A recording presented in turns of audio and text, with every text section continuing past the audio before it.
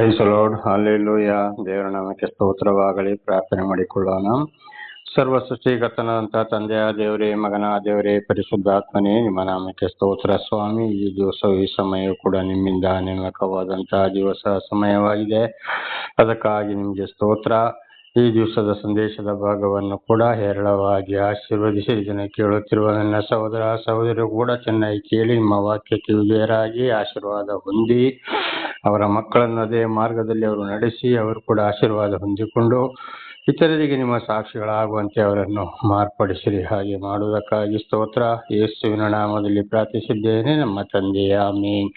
ಇದನ್ನು ಕೇಳುತ್ತಿರುವ ನನ್ನ ಸಹೋದರ ಸಹೋದರರೇ, ನಿಮ್ಮ ಕೂಡ ನನ್ನ ಹೃದಯಪೂರ್ವಕವಾದ ನಮಸ್ಕಾರಗಳು.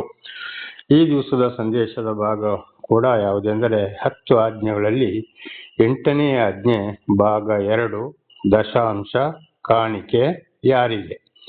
10 ಆಜ್ಞೆಗಳಲ್ಲಿ 8ನೇ ಆಜ್ಞೆ ಭಾಗ 2, ದಶಾಂಶ ಕಾಣಿಕೆ ಯಾರಿಗೆ.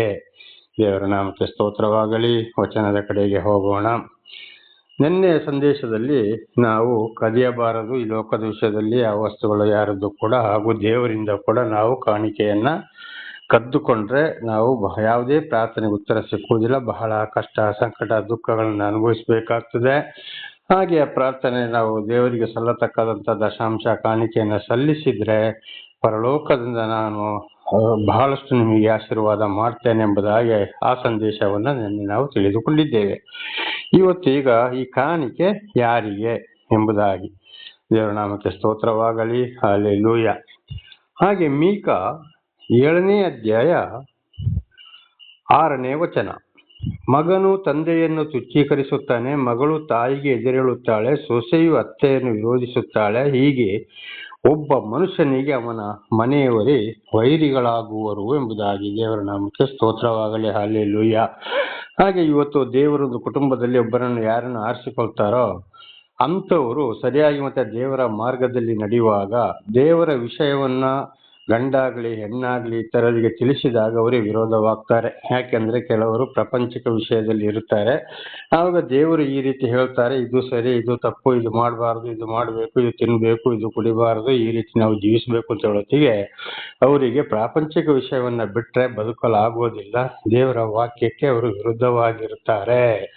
ಆದ್ದರಿಂದ ಏನಾಗ್ತದೆ, ಯಾರು ದೇವರು ಯಾರನ್ನು ಆರಿಸಿಕೊಳ್ತಾರೋ ಅವರನ್ನ ದೇವರು ಸರಿಯಾಗಿ ನಡೆಸ್ತಾ ಹೋಗುವಾಗ ಅವರ ಮನೆಯವರೆಲ್ಲರೂ ಬಾಕಿ ಇರೋರು ದೇವರಿಗೆ ವಿರುದ್ಧವಾಗ್ತಾರೆ, ಈ ಮನುಷ್ಯನಿಗೂ ವಿರೋಧವಾಗ್ತಾರೆ. ಇಂಥವನನ್ನ ಮನೆಯಿಂದ ಹೊರ ಹಾಕ್ಬಹುದು, ಬಹಿಷ್ಕಾರ ಹಾಕ್ಬಹುದು, ಹೊಡಿಬಹುದು, ಬಡಿಬಹುದು, ಕೈಕಾಲು ಮುರಿಬಹುದು, ಕೊಲ್ಲಬಹುದು, ಕಂಪ್ಲೇಂಟ್ ಕೊಡಬಹುದು, ಜೈಲಿಗೆ ಕೂಡ ಹಾಕಬಹುದು. ಇದು ದೇವರಿಂದ ಆಯ್ಕೆಯಾದವರಿಗೆ ಬರುವಂತ ಶಿಕ್ಷೆ. ಅದು ದೇವರೇ ಹೇಳಿದ್ದಾರೆ. ಕಾರಣ ಯಾಕೆಂದ್ರೆ ದೇವರ ವಾಕ್ಯವು ಪ್ರಾಪಂಚಿಕ ವಿಷಯಕ್ಕೆ ವಿರುದ್ಧವಾದದ್ದು. ಆದ್ದರಿಂದ ಇಂಥವ್ರನ್ನ ಸಹಿಸಿಕೊಳ್ಳಲಾಗುವುದಿಲ್ಲ. ಹಾಗಿರುವಾಗ ದೇವರು ಯಾರನ್ನ ಆಯ್ಕೆ ಮಾಡ್ಕೊಳ್ತಾರ, ಯಾರೇ ಬಹಿಷ್ಕಾರ ಹಾಕಿದ್ರು, ಬಿಟ್ರು, ಮಾಡಿದ್ರು, ಕೊಲೆ ಮಾಡಕ್ಕೆ ಬಂದ್ರು, ಮನೆಯವರೇ ಕಡುವೈರಿಗಳು. ಅವರು ಮನೆ ಮಠ ಇಲ್ಲದೆ, ಆಸ್ತಿ ಪಾಸ್ತಿ ಇಲ್ಲದೆ ದೇವರ ಸತ್ಯ ಸುವಾರ್ತೆಯನ್ನ ಯಾವುದೇ ಕಷ್ಟ ಬಂದ್ರು ಸಾರ್ತಾ ಹೋಗ್ತಾರೋ ಅಂಥವರಿಗೆ ಈ ದಶಾಂಶ ಕಾಣಿಕೆಯನ್ನ ಸಲ್ಲಿಸುವಂಥದ್ದು.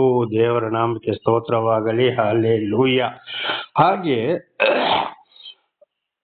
ಅಂಥವರಿಗೆ ಸಲ್ಲಿಸಿದಾಗ ಅಂಥವರು ಕೂಡ ಅದರಲ್ಲಿ ಏನ್ ಮಾಡ್ಬೇಕಾಗ್ತದೆ, ಇತರರಿಗೆ ದಶಾಂಶ ಕಾಣಿಕೆಯನ್ನ ಹೊರಟ್ರು, ಕುಂಟ್ರು, ಮೋಟ್ರು, ಕಿವುಟ್ರು, ಯಾರೋ ಗತಿಲ್ಲದವರು, ಅನಾಥ ವಿಧವೆಯರು, ವಿದುರರು, ಅನಾಥ ಮಕ್ಕಳು, ಇಂಥವರಿಗೂ ಕೂಡ ಅವರು ಕೂಡ ಸಲ್ಲಿಸಬೇಕಾಗ್ತದೆ. ಈ ದಶಾಂಶ ಕಾಣಿಕೆ ಅಲ್ಲಿ ಹೋಗುವಂಥದ್ದು. ದೇವರ ನಾಮಕ್ಕೆ ಸ್ತೋತ್ರವಾಗಲಿ. ಹಲ್ಲೆಲೂಯಾ. ಹಾಗೆ ಒಂದು ವೇಳೆ ಒಂದು ದೇವಾಲಯದಲ್ಲಿ ಒಂದು ಯಾಜಕನಿದ್ರೆ, ಆ ದೇವಾಲಯ ನಡೆಸುವಂತ ಒಂದು ಸೇವಕನಿದ್ರೆ, ಅದನ್ನ ಅವರಿಗೆ ಕೊಟ್ಟಾಗ ಅವರು ಕೂಡ ಏನ್ ಮಾಡ್ತಾರೆ, ಇಂಥವರಿಗೆ ಜೀವನಾಂಶಕ್ಕಾಗಿ ಇದನ್ನ ಕೊಡ್ತಾರೆ. ಹಾಗೆ ಈಗಿನ ಪರಿಸ್ಥಿತಿಯಲ್ಲಿ ನಿನ್ನೆ ನಾವು ತಿಳ್ಕೊಂಡಾಗೆ ಕೆಲವರು ಕೊಡಕ್ಕೆ ಹೋಗೋದಿಲ್ಲ, ಅವರು ಸ್ವಂತವಾಗಿ ಜೀವನ ಮಾಡ್ತಾ ಹೋಗ್ತಾರೆ. ಹಾಗೆ ದೇವರಿಂದ ಆಯ್ಕೆಯಾದವರು ಯಾರು ಎಂಬುದನ್ನ ಅರಿತುಕೊಂಡು ಅಂಥವರಿಗೆ ಈ ದಶಾಂಶ ಕಾಣಿಕೆಯನ್ನ ಕೊಡಬೇಕಾಗ್ತದೆ. ಅಂಥವರು ಕೂಡ ಇತರರಿಗೆ ನೋಡಿ ಕೊಡಬೇಕಾಗ್ತದೆ. ಅವರು ಕೂಡ ಅದನ್ನು ಪೂರ್ತಿ ಅವರ ಜೀವನಕ್ಕೆ ಅವರು ಬಳಸಿಕೊಳ್ಳಲು ಆಗುವುದಿಲ್ಲ. ದೇವರ ನಾಮಕ್ಕೆ ಸ್ತೋತ್ರವಾಗಲಿ. ಹಲ್ಲೆಲೂಯಾ. ಹಾಗೆ ಮುಂದಿನ ವಚನ ಹೋಗೋಣ. ಮತ್ತಾಯ 10:21. ತಂದೆಯು ಮಗನನ್ನು ಮರಣಕ್ಕೆ ಒಪ್ಪಿಸುವರು, ಮಕ್ಕಳು ಹೆತ್ತವರ ಮೇಲೆ ತಿರುಗಿ ಬಿದ್ದು ಅವರನ್ನು ಕೊಲ್ಲಿಸುವರು. ದೇವರ ನಾಮಕ್ಕೆ ಸ್ತೋತ್ರವಾಗಲಿ. ಹಲ್ಲೆಲೂಯಾ. ತಂದೆಯನ್ನ ಇವತ್ತು ದೇವರು ಆರಿಸಿಕೊಂಡ್ರೆ, ದೇವರ ಸುವಾರ್ತೆಯನ್ನು ಸಾರಿದ್ರೆ, ದೇವರ ಪರವಾಗಿ ಸಾಕ್ಷಿ ಕೊಡಗಾದ್ರೆ ಮಗನೇ ಕೊಲ್ಲಕ್ಕೆ ಬರ್ತಾನೆ. ಮತ್ತೆ ಅವರ ಮಕ್ಕಳು ಕೂಡ ಏನ್ ಮಾಡ್ತಾರೆ, ಅಂತವರ ಮೇಲೆ ತಿರುಗಿ ಬಿದ್ದು ಕೊಲ್ಲಕ್ಕೆ ಪ್ರಯತ್ನ ಮಾಡ್ತಾರೆ. ಅಂತವರು ಅವ್ರನ್ನ ಆರಿಸಿಕೊಂಡ್ರೆ ದೇವರೇ ಅವರನ್ನ ಮಕ್ಕಳನ್ನ ಹೆಂಡತಿಯನ್ನ ಬಿಟ್ಟು ನನ್ನ ಸುವಾರ್ತೆಗಾಗಿ ನೀನು ಹೋಗಪ್ಪ ಅಂತ ನಡೆಸ್ತಾ ಹೋಗ್ತಾರೆ. ಅವರಿಗೆ ಬಹಳ ಕಷ್ಟ, ಸಂಕಟ, ದುಃಖ ಆಗ್ತದೆ. ಅಂಥವರಿಗೆ ನೋಡಿ ಅವರಿಗೆ ಏನು ಇಲ್ಲದಾಗ್ತದೆ. ಅಂಥವರಿಗೆ ದಶಾಂಶ ಕಾಣಿಕೆಯನ್ನ ಸಲ್ಲಿಸಬೇಕು. ದೇವರ ನಾಮಕ್ಕೆ ಸ್ತೋತ್ರವಾಗಲಿ. ಈ ನನ್ನ ಹಿಂದಿನ ಸಾಕ್ಷಿಯನ್ನು ಕೂಡ ಸಂಪೂರ್ಣವಾಗಿ ನೀವು ಕೇಳಿರಬಹುದು. ಇದು ಕೂಡ ನನ್ನ ಜೀವಿತದಲ್ಲಿ ನೆರವೇರಿ ಹೋಯಿತು. ಇವತ್ತು ಕೂಡ ಒಂದು ಜನತಾ ಮನೆಯಲ್ಲಿ ಏನೂ ಇಲ್ಲದೆ ಇದ್ದೀನಿ. 1-2 ವಿಧವೆಯರು ಮತ್ತು ಇತರರು ಸ್ವಲ್ಪ ನನಗೆ ದೇವರು ಅವರ ಮುಖಾಂತರ ನನ್ನನ್ನು ರಕ್ಷಣೆ ಕೊಡ್ತಾ ಇದ್ದಾರೆ, ನನ್ನನ್ನು ಸಾಕಿ ಸಲಹುತ್ತಾ ಇದ್ದಾರೆ. ಅದುವೇ ಇವತ್ತು ಸತ್ಯ ಸುವಾರ್ತೆಯನ್ನ ಸಾರುವಂಥದ್ದು. ಯಾರಿಗೂ ಬೇಡದವನಾಗಿದ್ದೇನೆ, ಲೋಕಕ್ಕೆ ಕಸವಾಗಿದ್ದೇನೆ. ಮಾತಾಡಿದವರು ಕೂಡ ಮಾತನಾಡ್ತಾ ಇಲ್ಲ, ಫೋನ್ ಮುಖಾಂತರ ಮಾತಾಡೋರು ಕೂಡ ಮಾತನಾಡ್ತಾ ಇಲ್ಲ. ನನ್ನ ಬಂಧುಗಳಲ್ಲಿ ಇವತ್ತು ಒಬ್ಬಂಟಿಗನಾಗಿದ್ದೇನೆ, ಇರಲು ಮನೆ ಕೂಡ ಇಲ್ಲ. ದೇವರ ನಾಮಕ್ಕೆ ಸ್ತೋತ್ರವಾಗಲಿ. ಆದರೂ ದೇವರು ನನ್ನನ್ನು ಸಾಕ್ಷಿಯನ್ನಾಗಿ ಬೋಧಕನನ್ನಾಗಿ ಮಾರ್ಪಡಿಸಿದಕ್ಕಾಗಿ ದೇವರಿಗೆ ಸ್ತೋತ್ರವನ್ನ ಸಲ್ಲಿಸುವನಾಗಿದ್ದೇನೆ. ಎಲ್ಲಿ ಸಾಯ್ತೀನೋ, ಯಾರು ಸಮಾಧಿ ಮಾಡ್ತಾರೋ, ಏನ್ ಮಾಡ್ತಾರೋ ಎಂಬುದಾಗಿ ಗೊತ್ತಿಲ್ಲ. ದೇವರ ನಾಮಕ್ಕೆ ಸ್ತೋತ್ರಗಳು. ಹೀಗೆ ಯಾರಾದರೂ ಇರುವುದಾದರೆ ಅಂಥವರಿಗೆ ದಶಾಂಶ ಕಾಣಿಕೆಯನ್ನು ಸಲ್ಲಿಸಿದರೆ, ಮಲಕಿ ಗ್ರಂಥದಲ್ಲಿ ಹೇಳಿದ ಪ್ರಕಾರ ಪರಲೋಕದಿಂದ ನಿಮ್ಮಲ್ಲಿ ಹಿಡಿಯಲಾರದಷ್ಟು ಸುವರಗಳನ್ನು ಸುರಿದು ಹಾಕ್ತೀರಿಲೋ ಪರೀಕ್ಷಿಸಿ ನೋಡಿ ಎಂಬುದಾಗಿ.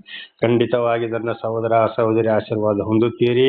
ಸುಮ್ಮನೆ ಸುಳ್ಳು ಹೇಳಿಕೊಂಡು, ಅಲಂಕಾರ ಮಾಡಿಕೊಂಡು, ಸ್ಟೈಲ್ ಮಾಡಿಕೊಂಡು ಅಂಥವರಿಗೆ ಮಾತ್ರ ಖಂಡಿತವಾಗಿಯೂ ಅಲ್ಲ. ದೇವರಿಂದ ಆಯ್ಕೆಯಾಗಿದ್ದಾರೋ, ಯಾವುದೇ ಕಷ್ಟ, ಸಂಕಟ, ದುಃಖಗಳು ಬಂದರೂ ಕೂಡ ಯಾರು ಸತ್ಯ ಸುವಾರ್ತೆಯನ್ನು ಸಾರ್ತಾ ಹೋಗ್ತಾರ ಪರೀಕ್ಷಿಸಿ ನೋಡಿ, ಅವರಿಗೆ ಮಾತ್ರ ದಶಾಂಶ ಕಾಣಿಕೆಯನ್ನ ಸಲ್ಲಿಸಿ. ದೇವರ ನಾಮಕ್ಕೆ ಸ್ತೋತ್ರವಾಗಲಿ. ಹಲ್ಲೆಲೂಯಾ. ಹಾಗೆ ಮತ್ತಾಯ 10:35-39 ನೋಡುವಾಗ, ಹೇಗೆಂದರೆ ಮಗನಿಗೂ ತಂದೆಗೂ, ಮಗಳಿಗೂ ತಾಯಿಗೂ, ಸೊಸೆಗೂ ಅತ್ತೆಗೂ ಭೇದ ಹುಟ್ಟಿಸುವುದಕ್ಕೆ ಬಂದೆನು. ಹೀಗೆ ಒಬ್ಬ ಮನುಷ್ಯನಿಗೆ ಅವನ ಮನೆಯವರೇ ಕಡು ವೈರಿಗಳಾಗುವರು. ನೋಡಿ ಏನಿದೆ, ಮತ್ತೆ ಅದೇ ವಾಕ್ಯ ಬರ್ತಾ ಇದೆ. ಅಲ್ಲಿ ಭೇದ ಬರ್ತದೆ. ದೇವರಿಂದ ಆಯ್ಕೆಯಾದವರು ಬೇರೆ, ದೇವರಿಂದ ಆಯ್ಕೆಯಾಗದವರು ಬೇರೆ. ದೇವರು ಅಂಥವ್ರನ್ನ ಬೇಕಾದವ್ರನ್ನ ವಿಂಗಡಿಸ್ತಾನೆ. ಮಗಳನ್ನು ವಿಂಗಡಿಸ್ಬೋದು, ತಾಯಿಯನ್ನು ವಿಂಗಡಿಸ್ಬೋದು, ಮಗನನ್ನು ವಿಂಗಡಿಸ್ಬೋದು, ಅತ್ತೆಯನ್ನು ವಿಂಗಡಿಸ್ಬೋದು, ಸೊಸೆಯನ್ನು ವಿಂಗಡಿಸ್ಬೋದು, ಗಂಡನನ್ನು ವಿಂಗಡಿಸಬಹುದು. ಈ ರೀತಿಯಲ್ಲಿ ಹಾಗೆ ಇರುವಾಗ ಅಂಥವ್ರನ್ನ ಪರೀಕ್ಷೆ ಮಾಡಿ ಅವರಿಗೆ ಕೊಡಬೇಕು. ಯಾರು ಕಡು ವೈರಿಗಳಾದರೂ ಕೂಡ, ಯಾವುದೇ ಕಷ್ಟ, ಸಂಕಟ, ದುಃಖದಲ್ಲಿದ್ದರೂ ಕೂಡ, ಯಾರು ಈ ದೇವರ ಸತ್ಯ ಸುವಾರ್ತೆಯನ್ನು ಸಾರುತ್ತಾ ಹೋಗ್ತಾರೋ ಅವರಿಗೆ ಮಾತ್ರ ಕೊಡತಕ್ಕದ್ದು. ದೇವರ ನಾಮಕ್ಕೆ ಸ್ತೋತ್ರವಾಗಲಿ. ಹಾಗೆ 37ನೇ ವಚನದಿಂದ, ತಂದೆಯ ಮೇಲಾಗಲಿ ತಾಯಿಯ ಮೇಲಾಗಲಿ ನನ್ನ ಮೇಲೆ ಇಡುವುದಕ್ಕಿಂತ ಹೆಚ್ಚಾದ ಮಮತೆ ನೀಡುವುದು ನನಗೆ ಯೋಗ್ಯನಲ್ಲ. ಮಗನ ಮೇಲಾಗಲಿ ಮಗಳ ಮೇಲಾಗಲಿ ನನ್ನ ಮೇಲೆ ಇಡುವುದಕ್ಕಿಂತ ಹೆಚ್ಚಾದ ಮಮತೆ ಇಡುವವನು ನನಗೆ ಯೋಗ್ಯನಲ್ಲ. ಮತ್ತು ಯಾವನಾದರೂ ತನ್ನ ಶಿಲುಬೆಯನ್ನು ತೆಗೆದುಕೊಂಡು ನನ್ನ ಹಿಂದೆ ಬಂದ ಹೊರತು ನನಗೆ ಯೋಗ್ಯನಲ್ಲ. ತನ್ನ ಪ್ರಾಣವನ್ನು ಕಂಡುಕೊಂಡವನು ಅದನ್ನು ಕಳಕೊಳ್ಳುವನು, ನನ್ನ ನಿಮಿತ್ತವಾಗಿ ತನ್ನ ಪ್ರಾಣವನ್ನು ಕಳಕೊಂಡವನು ಅದನ್ನು ಕಂಡುಕೊಳ್ಳುವನು. ಹೀಗೆ ದೇವರು ಕರೆದ ಮೇಲೆ ಹಿಂದೆ ಮುಂದೆ ನೋಡಿ, ಅಯ್ಯೋ ನನ್ನ ಯಾರು ಸಾಕ್ತಾರೆ, ಯಾರು ನೋಡ್ತಾರೆ, ಆಸ್ತಿ ಪಾಸ್ತಿ ಇಲ್ಲ, ಯಾರು ನನಗೆ ನನ್ನ ಜೀವನವನ್ನು ಸಾಕಿಸ್ತಾರೆ, ಕೊನೆಗೆ ನನಗೆ ವಯಸ್ಸಾದ ಕಾಲದಲ್ಲಿ ಅಂತೇಳಿ ಏನ್ ಮಾಡೋದಪ್ಪ ಅಂತೇಳಿ ಖಂಡಿತವಾಗಿ ಯಾರು ಹಿಂದೆ ತಿರುಗಿ ನೋಡಿ ದೇವರ ವಿಷಯವನ್ನ ಬಿಡುತ್ತಾರೋ, ಸಾಕ್ಷಿಯಾಗಿ ಹೋಗುವುದನ್ನು ಬಿಡುತ್ತಾರೋ ಅಂಥವ್ರು ಆಶೀರ್ವಾದವನ್ನ ಕಳೆದುಕೊಳ್ಳುತ್ತಾರೆ. ಹೀಗೆ ಇಂಥವ್ರನ್ನು ಕೂಡ ನೋಡಬೇಕು. ಇವತ್ತು ಪ್ರಾಪಂಚಿಕ ವಿಷಯ ಬೇಕು, ದೇವರು ಬೇಕು, ಎಲ್ಲವೂ ಬೇಕು, ಅದು ಬೇಕು, ಇದು ಬೇಕು ಅಂತ ಹೇಳೋರು ಖಂಡಿತವಾಗಿ ದೇವರಿಂದ ಆಯ್ಕೆಗೊಳ್ಳಲಿಲ್ಲ.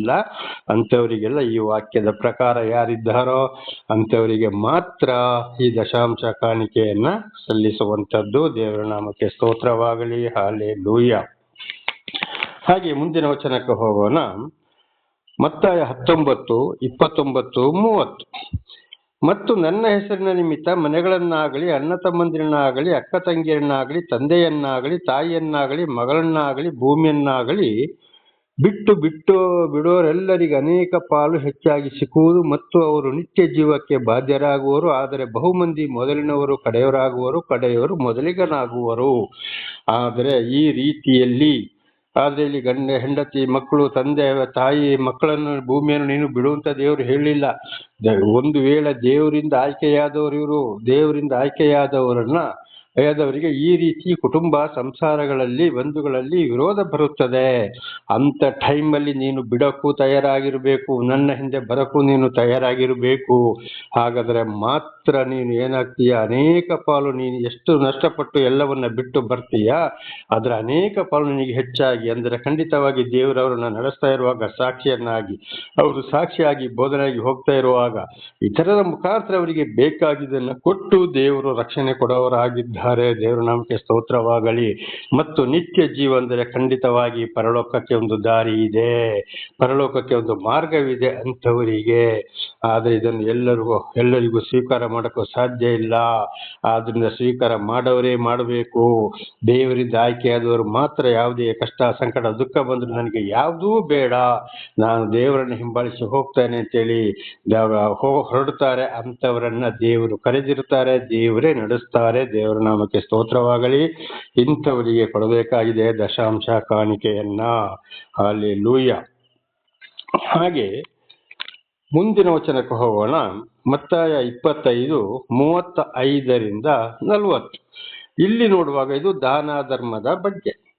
ಇಲ್ಲಿ ಯಾರೇ ಆಗಲಿ, ಯಾವ ಜಾತಿ ಆಗಲಿ, ಯಾರೇ ಆಗಲಿ, ಯಾವುದೇ ಕಷ್ಟ, ಸಂಕಟ, ದುಃಖಗಳು ಇರುವಾಗ, ನಾನಾ ರೀತಿ ಕಷ್ಟ, ಸಂಕಟ, ಅನಾಥ ಮಕ್ಕಳು, ಅನಾಥ ವೃದ್ಧರು, ಅನಾಥ ವಿಧುರರು, ಒಳ್ಳೆತನದಲ್ಲಿದ್ದು ನಾನಾ ರೀತಿ ಕಷ್ಟ, ಸಂಕಟ, ಕಾಯಿಲೆ, ಕಸಗಳಿಗೆ, ಮನೆ ಕಟ್ಟಲಿಕ್ಕೆ, ಮದುವೆ ಮಾಡಲಿಕ್ಕೆ, ವಿದ್ಯಾಭ್ಯಾಸಕ್ಕೆ, ನಾನಾ ರೀತಿಯಲ್ಲಿ ಇರೋವರಿಗೆ ಯಾರು ಸಹಾಯ ಮಾಡ್ತಾರೋ ಅವರಿಗೆ ಪ್ರತಿಯೊಬ್ಬರಿಗೆ ಕೊಟ್ರೆ ನನಗೆ ಕೊಟ್ಟ ಹಾಗೆ ಎಂಬುದಾಗಿ ಈ ವಚನಗಳು ತಿಳಿಸ್ತವೆ. ಹಾಗೇನ್ ಮಾಡಬೇಕು, ಇಂಥವರಿಗೆ ಕೊಡಬೇಕು ಹೊರತು ಒಳ್ಳೆ ರೀತಿಯಲ್ಲಿ ಇರೋವರಿಗೆ ಕರೆದು ಊಟ ಕೊಡುವುದಲ್ಲ, ಅವರಿಗೆ ಸಂತೋಷ ಕೊಡುವುದಲ್ಲ, ಅವರಿಗೆ ಸಹಾಯ ಮಾಡುವುದಲ್ಲ. ಏನೂ ಗತಿ ಇಲ್ಲದವರಿಗೆ ಒಂದು ಗ್ಲಾಸ್ ನೀರು ಹಿಂದಕ್ಕೆ ತಿರುಗಿ ಕೊಡದವರಿಗೆ, ಅಂಥವರಿಗೆ ಬಹಳ ಕಷ್ಟ, ಸಂಕಟ, ದುಃಖದಲ್ಲಿ ಇರೋವರಿಗೆ ಸಹಾಯ ಮಾಡಿದ್ರೆ ನನಗೆ ಮಾಡಿದ ಹಾಗೆ ಎಂಬುದಾಗಿ ಮತ್ತಾಯ 25:35-40 ನಾವು ಇದನ್ನ ಓದುತ್ತೇವೆ. ಇದರಲ್ಲಿ 34ನೇ ಒಂದು ವಚನವನ್ನ ನೋಡ್ಕೊಳ್ಳುವ. ಆಗ ಅರಸನು ತನ್ನ ಬಲಗಡೆಯಲ್ಲಿರುವವರಿಗೆ, ನನ್ನ ತಂದೆಯ ಆಶೀರ್ವಾದ ಹೊಂದಿದವರೇ ಬನ್ನಿರಿ, ಲೋಕಾದಿಯಿಂದ ನಿಮಗೋಸ್ಕರ ಸಿದ್ಧ ಮಾಡಿದ ರಾಜ್ಯವನ್ನು, ಸ್ವಾಸ್ಥ್ಯವನ್ನು ತೆಗೆದುಕೊಳ್ಳಿರಿ ಅಂತ ಹೇಳ್ತಾ ಇದ್ದಾನೆ. ಖಂಡಿತವಾಗಿಯೂ ದೇವರಿಂದ ಆಶೀರ್ವಾದ ಹೊಂದಿದವರು ಮಾತ್ರ ಇಂಥ ಕಷ್ಟ, ಸಂಕಟ, ದುಃಖದಲ್ಲಿ ಸೇವೆ ಮಾಡೋರಿಗೆ, ಸಾಕ್ಷಿ ಕೊಡೋರಿಗೆ, ತರ ಯಾರೇ ಆಗಲಿ ಕಷ್ಟ, ಸಂಕಟ ಬಿದ್ದಲ್ಲಿ ಅಯ್ಯೋಪ್ಪ ಅಂತೇಳಿ ಕರುಣೆ ತೋರಿ ಯಾರು ಸಹಾಯ ಮಾಡ್ತಾರೋ, ಇದು ತಂದೆಯಾದ ದೇವರಿಂದ ಆಶೀರ್ವಾದ ಹೊಂದಿದವರು ಮಾತ್ರ. ಇವತ್ತು ಅನೇಕರಲ್ಲಿ ಪ್ರಾಪಂಚಿಕ ವಿಷಯದಲ್ಲಿ ಇರೋರನ್ನ ಬಿಡಿ, ದೇವರನ್ನ ಅರಿತವರಲ್ಲಿ ಕೂಡ ನಾವಂತವ್ರು, ನಾವಿಂಥವ್ರು, ನಾವು ರೆವರೆಂಡು, ನಾವು ಪಾಸ್ಟರ್ಗಳು, ನಾವು ಬಿಷಪ್ಗಳು, ನಾವು ಹಾಗೆ, ನಾವು ಹೀಗೆ ಅಂತ ಹೇಳಿಕೊಂಡು ಎಷ್ಟೇ ಸಂಪಾದನೆ ಮಾಡಿದ್ರೆ ಅವರ ಒಂದು ಸಂಸಾರವನ್ನ ನಡೆಸ್ತಾ ಹೋಗ್ತಾರೆ, ಐಶ್ವರ್ಯ ಅಂಧಕಾರ ಜೀವನ ನಡೆಸ್ತಾರಲ್ಲದೆ ಸಭೆಯಲ್ಲಿ ಬಹಳ ಕಷ್ಟ, ಸಂಕಟ, ದುಃಖದ ನರಳುತ್ತಾರಲ್ಲ, ಅವರಿಗೆ 1 ರೂಪಾಯಿಯನ್ನು ಕೂಡ ಕೊಡ್ತಾ ಇಲ್ಲ. ಆಗ ಅವ್ರು ಏನೇ ಆದ್ರೂ ಕೂಡ ತಂದೆಯಾದ ದೇವರ ಆಶೀರ್ವಾದ ಅವರಲ್ಲಿ ಇಲ್ಲ. ಇನ್ನೂ ಬರ್ಲಿ ಅಂತೇಳಿ ದೇವರ ಹೆಸರನ್ನು ಹೇಳಿಕೊಂಡು ನಾನಾ ರೀತಿಯಲ್ಲಿ ಹಣ ಸಂಪಾದನೆ ಮಾಡಿ ಸೇರಿಸಿ ಲಕ್ಷ ಸಂಪಾದನೆ ಮಾಡೋರಾಗಿದ್ದಾರೆ, ಆಸ್ತಿ ಮಾಡೋರಾಗಿದ್ದಾರೆ. ಇಂಥವರಲ್ಲಿ ದೇವರ ಆತ್ಮ ಇಲ್ಲ.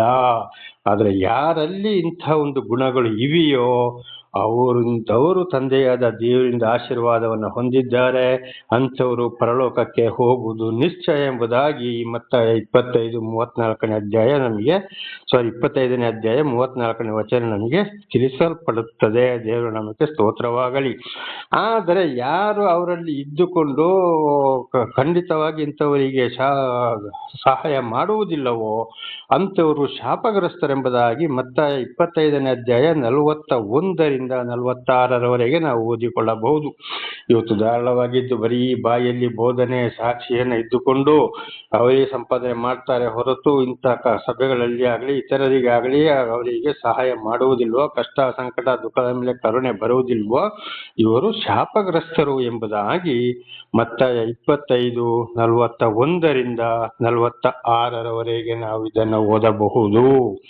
ಹಾಗೆ ಮತ್ತಾಯ 25:31-33 ನೋಡುವಾಗ ದೇವರು ನ್ಯಾಯ ತೀರ್ಪಿಗಾಗಿ ಬರುವಾಗ ಆಡುಗಳನ್ನು ಮತ್ತು ಕುರಿಗಳನ್ನು ಬೇರೆ ಬೇರೆ ಮಾಡಿ ನಿಲ್ಲಿಸ್ತಾನೆ. ಆಡುಗಳಂದ್ರೆ ಶಾಪಗ್ರಸ್ತರು, ಅಂದ್ರೆ ಇಂಥವರಿಗೆ ದಶಾಂಶ ಕಾಣಿಕೆಯನ್ನು ಕೊಡದವರು, ಸಹಾಯ ಮಾಡದವರು, ಪ್ರೀತಿ ಮಾಡೋರನ್ನೇ ಪ್ರೀತಿ ಮಾಡೋರು, ಇರೋರಿಗೆ ಸಹಾಯ ಮಾಡೋರು, ಇಂಥವರು ಆಡುಗಳಾಗಿದ್ದಾರೆ. ಕುರಿಗಳಂದ್ರೆ ದೇವರ ವಾಕ್ಯಕ್ಕೆ ವಿಧೇಯರಾಗಿ ಜೀವಿಸುವವರು ಕುರಿಗಳು. ಈ ಕುರಿಗಳನ್ನ ಬಳಗಡೆಯಲ್ಲಿ ನಿಲ್ಲಿಸಿ ಅಂದರೆ ಇವರು ಪರಲೋಕಕ್ಕೆ ಹೋಗೋರಾಗಿದ್ದಾರೆ. ಈ ಆಡುಗಳು ಎಡಗಡೆಗಂದರೆ ಶಾಪಗ್ರಸ್ತರು, ಇವರು ನರಕಕ್ಕೆ ಹೋಗೋರಾಗಿದ್ದಾರೆ ಎಂಬುದಾಗಿ ಮತ್ತಾಯ 25:31 33 ನಾವು ಇದನ್ನ ಓದಿಕೊಳ್ಳಬಹುದು. ದೇವರ ನಾಮಕ್ಕೆ ಸ್ತೋತ್ರವಾಗಲಿ. ಹಾಗೆ ನನ್ನ ಸಹೋದರ ಸಹೋದರಿಯರೇ, ದಶಾಂಶ ಕಾಣಿಕೆ ಎಲ್ಲರಿಗೂ ಅಲ್ಲ. ಯಾರಿದನ್ನು ಹೇಗೆ ಸಂಪಾದನೆ ಮಾಡ್ತಾರೆ, ಹೇಗೆ ತಿಂತಾರೆ, ಯಾರಿಗೆ ಕೊಡ್ತಾರೆ, ಸಭೆಯನ್ನು ಹೇಗೆ ನಡೆಸ್ತಾ ಇದ್ದಾರೆ, ಇವರಿಗೆ ಎಷ್ಟು ಪ್ರೀತಿ ಕರುಣೆ ಬಡವರ ಮೇಲೆ ಇದೆ, ಇಂಥವರ ಮೇಲೆ ಇದೆ. ಯಾರು ದೇವರಿಂದ ಆಶೀರ್ವಾದ ಹೊಂದಿದ ಆ ವಿಶ್ವಾಸಿಗಳು, ಯಾರು ದೇವರಿಂದ ಆಶೀರ್ವಾದ ಹೊಂದಿದ ಸೇವಕರುಗಳು ಎಂಬುದಾಗಿ ವಚನದ ಪ್ರಕಾರ ಸರಿಯಾಗಿ ಅರ್ಥ ಮಾಡಿಕೊಂಡು ಇಂಥವರಿಗೆ ಮಾತ್ರ ನಿಮ್ಮ ದಶಾಂಶ ಕಾಣಿಕೆಯನ್ನ ಸಲ್ಲಿಸ್ತಾ ಹೋಗಿ. ಬೇರೆ ಖಂಡಿತವಾಗಿ ಯಾರಿಗೂ ಕೊಡಲು ಹೋಗಬೇಡಿ. ಅವರು ಎಲ್ಲರೂ ದುಡಿದು ಜೀವನ ಮಾಡಬೇಕು. ದೇವರ ನಾಮಕ್ಕೆ ಸ್ತೋತ್ರವಾಗಲಿ. ಹಲ್ಲೆಲೂಯಾ. ಹಾಗೆ ನೀವು ಕೊಡುವಾಗ ಪರಲೋಕದ ಸುವರಗಳನ್ನ ಅದರ 2ರಷ್ಟು ಪರಲೋಕದ ಆಶೀರ್ವಾದವೇ ನಿಮಗೆ ಬರುತ್ತದೆ ಎಂಬುದಾಗಿ ಮಲಾಕಿ 2ನೇ ಅಧ್ಯಾಯದಲ್ಲಿ ನಾವು ಸ್ಪಷ್ಟವಾಗಿ ಇದನ್ನು ಓದಿ ನಾವು ಇದನ್ನ ತಿಳಿದುಕೊಳ್ಳುತ್ತಾ ಇದ್ದೇವೆ. ದೇವರ ನಾಮಕ್ಕೆ ಸ್ತೋತ್ರವಾಗಲಿ. ಪ್ರಾರ್ಥನೆ ಮಾಡಿಕೊಳ್ಳೋಣ. ಸರ್ವ ಸೃಷ್ಟಿಕರ್ತನ ತಂದೆಯ ದೇವರೇ, ಮಗನ ದೇವರೇ, ಪರಿಶುದ್ಧಾತ್ಮನೇ, ನಿಮ್ಮ ನಾಮಕ್ಕೆ ಸ್ತೋತ್ರವಾಗಲಿ ಸ್ವಾಮಿ. ಈ ಒಂದು ಸಂದೇಶವನ್ನ ನನ್ನ ಸಹೋದರ ಸಹೋದರಿಗೆ ನೀವು ತಿಳಿಯಪಡಿಸಿದಕ್ಕಾಗಿ ನಿಮಗೆ ಸ್ತೋತ್ರ.